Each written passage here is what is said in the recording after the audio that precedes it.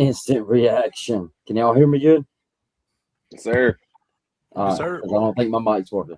Instant reaction. We talk ball. We also got Coach Pops up in here from Let's the go. Let's go. yes, from the veteran sports voice. Veteran Sports Voice Podcast. Everybody, you have a little trouble with your mic there, but there we go. I think I hear you. I think it cleared up. Yeah, my mic's not going for some reason. I have to fix it after the show, but y'all can hear me, right? Yeah, thanks for letting me come on here, guys, from on y'all's platform. Appreciate it, guys. Yes, sir. It's so final score 34-24. Bama. Austin. Man, when Pops and also when this was first going on, I ain't gonna lie to you. I was I was ready to fire off the DeBoer stuff. I'm gonna let the Alabama guy speak first here. I'm gonna let you do your thing here, brother, because I'm kind of like him. I was getting a little nervous there. But tell us what you got. You're the Bama guy here. There was never a doubt. I'm gonna let you in a little secret. I might have seen a clip or two of that personal chat between you and Chris. I told him, I said the group chat ain't ready for this type of meltdown. I got to come out of this. Yeah. Look, I don't know, man. Down 17-0 before we could even bat an eye, and I was, yeah. Matter of fact, I texted y'all. I said, DeBoer just shot Jimmy Texton a text and said, "Hey, call Michigan for me."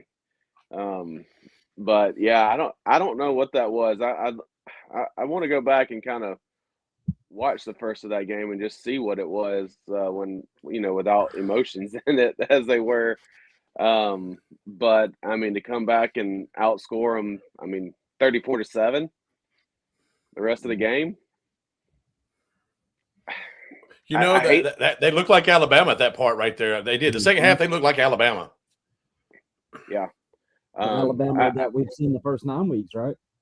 Yeah, I mean, how I felt, how I feel right now, how I said I was going to feel after this game.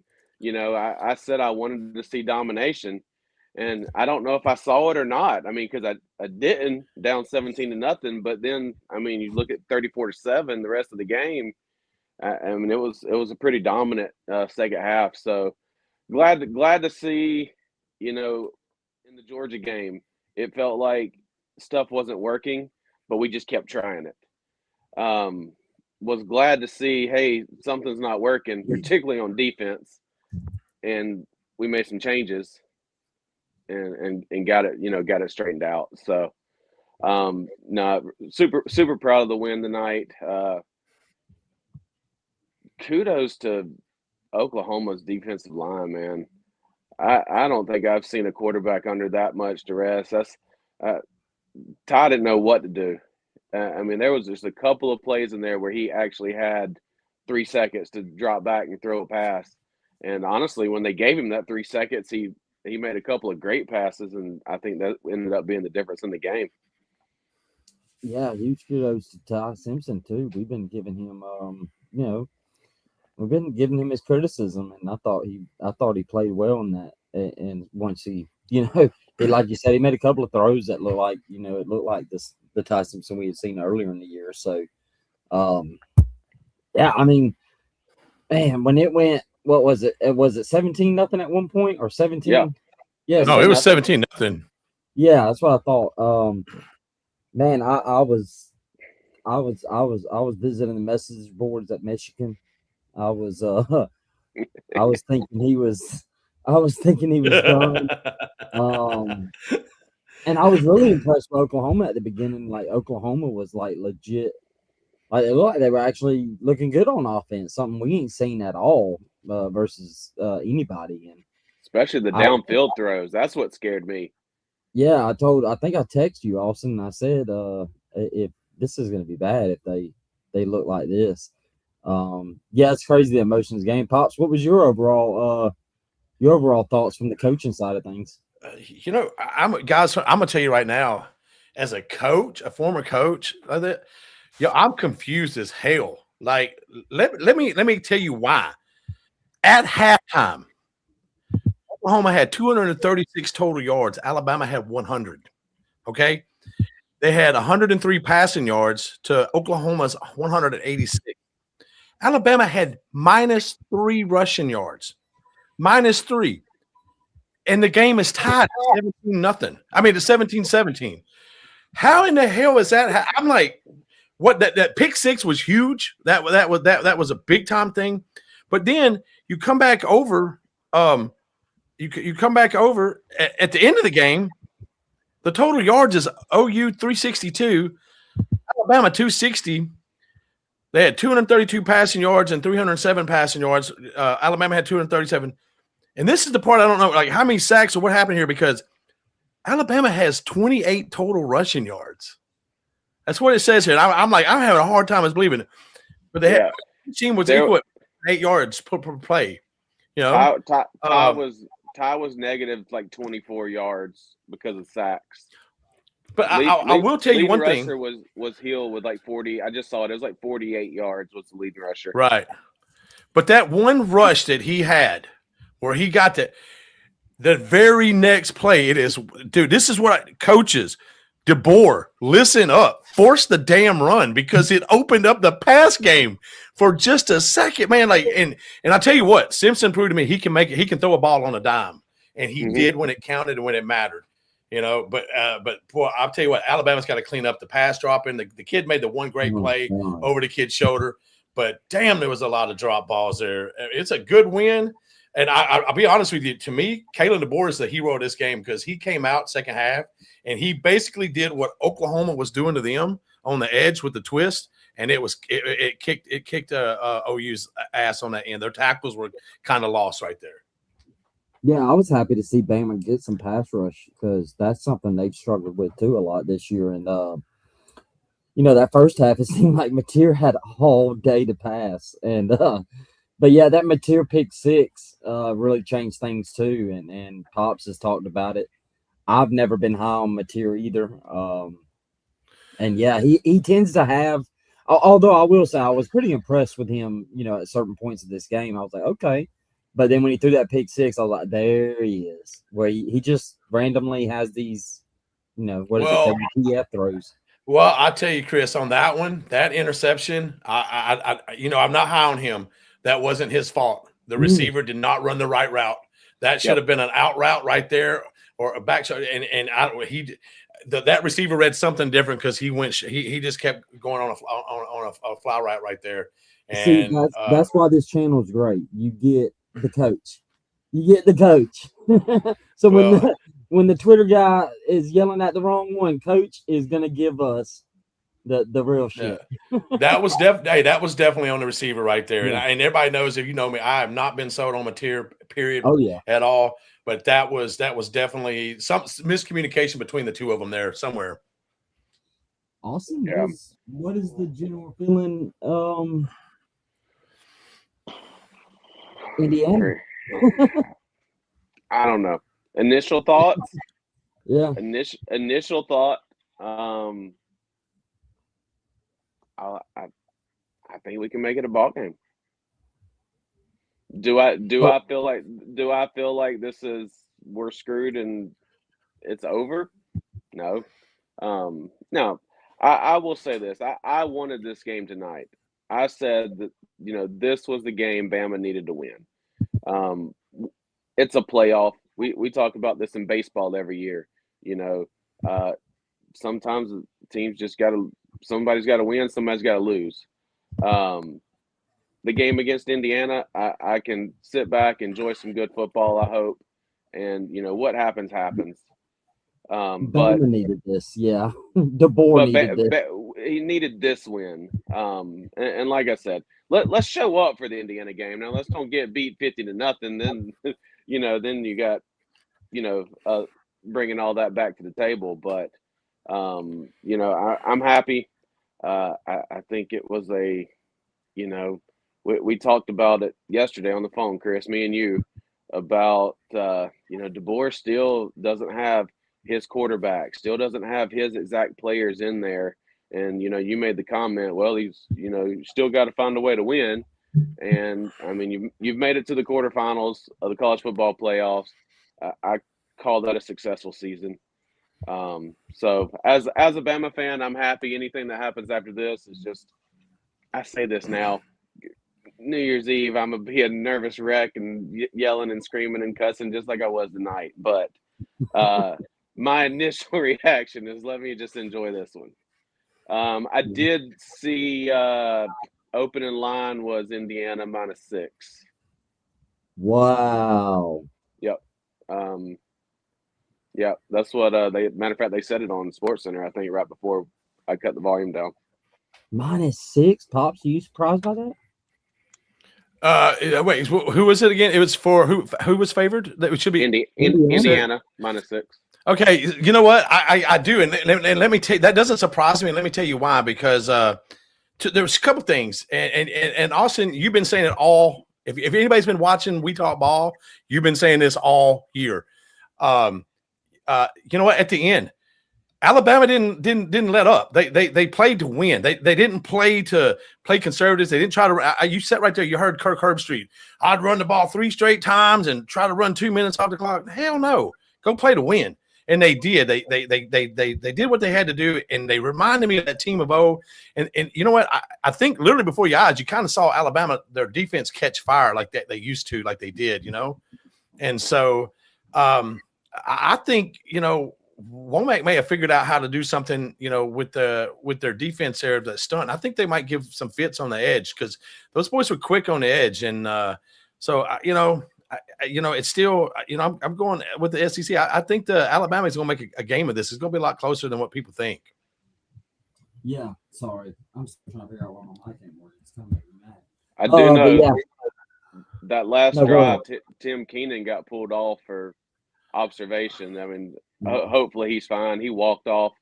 So hopefully he's fine. I mean, that would be huge to not have him. But it also wouldn't be the first time we haven't had him all season either. So, what about your edge guy there? What's his name? Is it Overton? I can't remember. You got an edge guy that was out. Is he going to be? You think maybe he'll be back for Indiana for that Indiana game? It's very possible. That'd be huge right there for Bama for sure. Yep. Yeah. Austin, have you fired off the treats yet?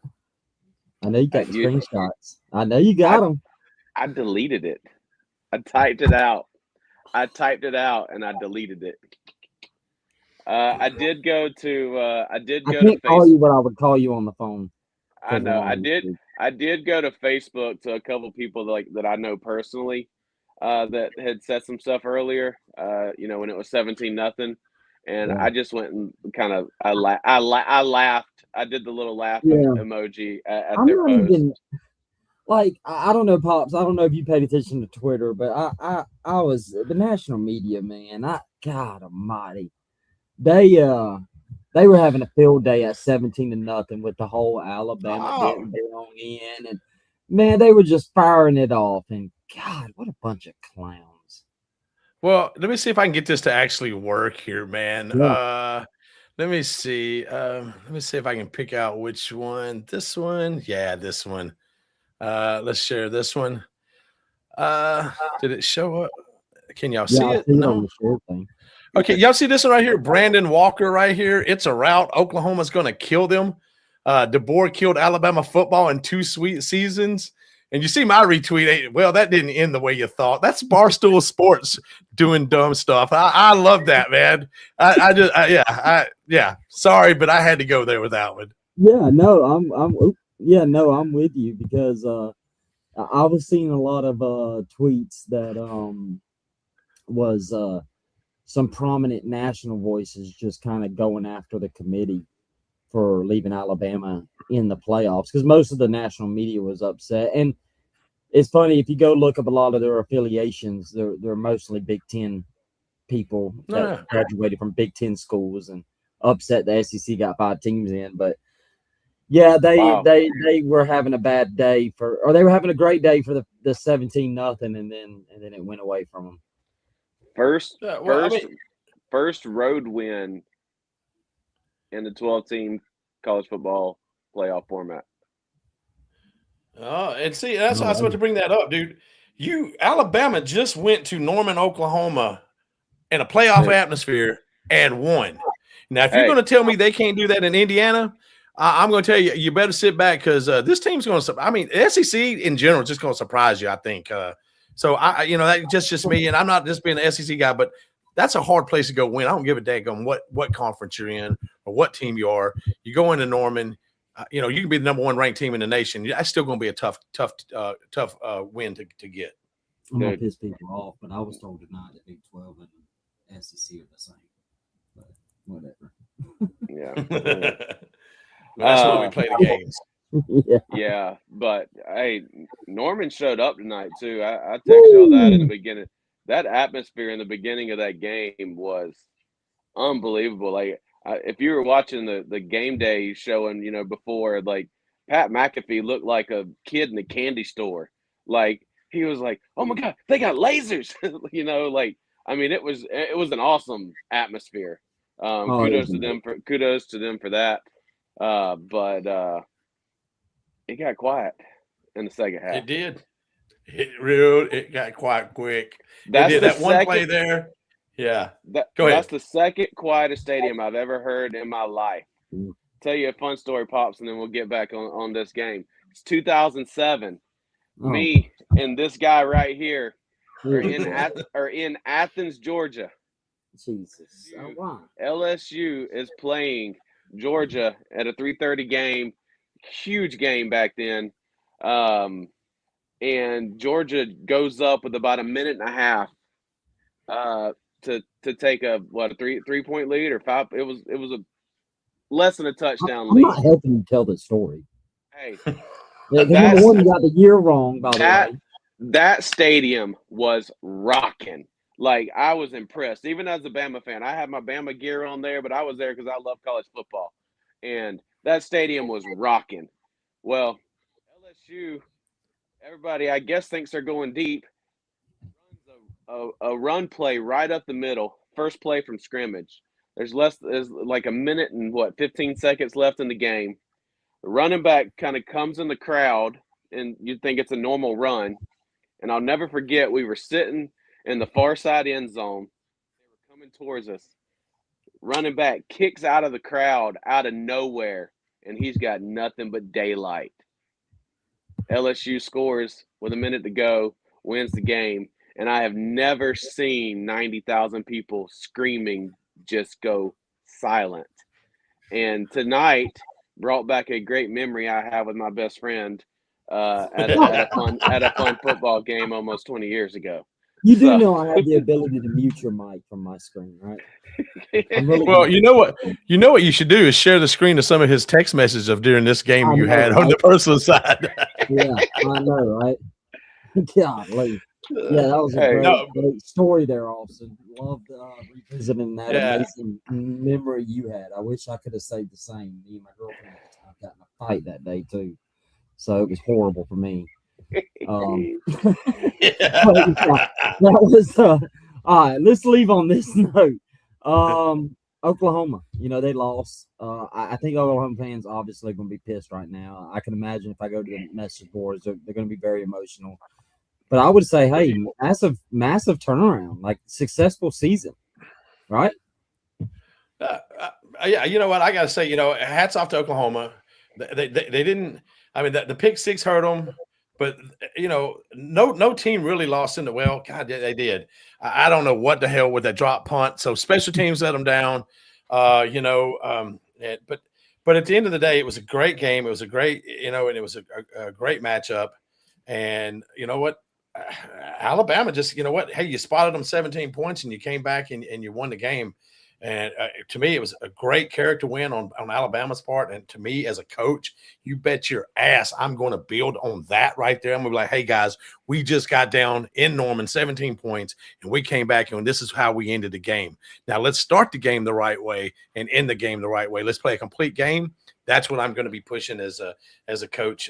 If I was coaching at that point right there, that's the mentality I would do. And I would be hats off to Kane Womack and that defense because they came with that killer attitude that second half. Yeah. Austin, what would you make of Oklahoma's season? Great No, stuff. I'm with you. I think it was I think the ceiling that Oklahoma reached is much higher than any of us had them preseason. I don't know if any of us had them, making the playoffs. No, I didn't. That they were kind of just one of those teams, kind of like Alabama was tonight. That's why it shocked me a little bit when Oklahoma got up, or why it scared me. Let me say that when Oklahoma got up, because they've been that scrappy team that just doesn't go away, all season and found a way to win games. And I have a soft spot for teams like that. I just love seeing kids still playing with heart and still fighting till the shotgun goes off. So. No, kudos to them. I think you saved your coach's job. And that defense, I still think is top tier in the country. Yeah. Well, this was fun. Austin's probably gonna hate that because I think we should do this more often. But I told you I wasn't coming on here if we lost. I was gonna pout. Go ahead, Pop. I got one thing left to say. I just want to let everybody know here we got some good viewers on here. I see right here, some loyal. We appreciate you guys, especially football in the boot. But hey, College Sports Crew is going to be represented tomorrow night at the Oregon JMU game. I'm going to be there in section 39, lower level, row 35, in that east end zone. So you know what? I'm going to try to make some live posts there, just from fan reactions myself, and so be looking for us, guys. Yes. What's the weather going to be like, Pops? Man, they say it's supposed to be dry and it's going to be a little chilly, but hey, you know what? If it ain't raining, I'm going to be all right. But you know what? It's football. It's playoff football, and I get to be there. So, you know what? Appreciate Vet Ticks for that. Shout out to Vet Ticks, guys. I appreciate you guys. Yeah, and I want to give out a couple of if you want to see some of the videos, you can go to two different.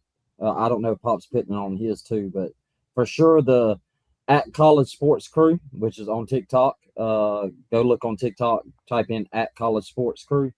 That's our TikTok page. Got over 830 followers. We got where we post all our clips, and look for those videos.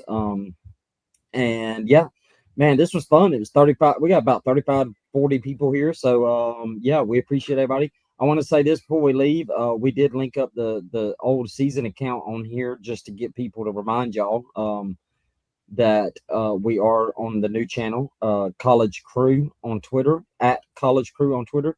So you guys that were on the season account, that are watching from the season account, hop over to the College Crew Twitter account, which we're also linked up with right now. And then also go follow us on Twitter at College Sports Crew, capital C, capital S, capital C. And yeah, we appreciate it. This was fun. Maybe we can get off and do these more. I still think you need to put some of his clips from y'all's personal text message during the game live. He keeps telling personal. He keeps telling stories again. I will. That's bro code, man. That's bro code. I was not sharing my biggest heartbreaks. Good thing you didn't tell the story about the blackout game. Anyway, all right. We will holler at y'all. We will come back. We're still going to do a reaction show Sunday. That'll be more in depth. This is just a pretty cool instant reaction, 20 minutes. If I could get Austin on here tomorrow, I doubt he will because I think he's got plans. Oh no, he does. Never mind. You already told me. All right. Appreciate it, everybody. We'll holler at y'all Sunday. Peace, guys. Roll Tide.